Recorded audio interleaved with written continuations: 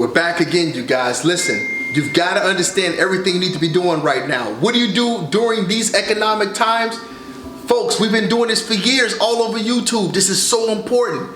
The Poverty Proof course, understanding what are the 4 things you need to be doing during the pandemic, during the worst economy this ever came to be about. You got to learn about credit. Credit is key and still king. Also, cryptocurrency. How do you earn cryptocurrency so that you can get paid while you're sleeping?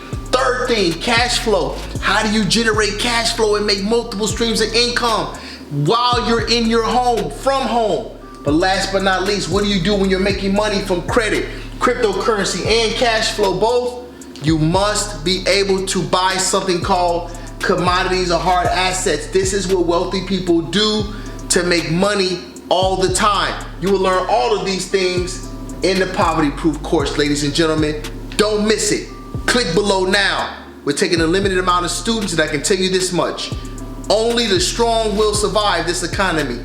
It's called Darwin's theory, survival of the fittest. Click below.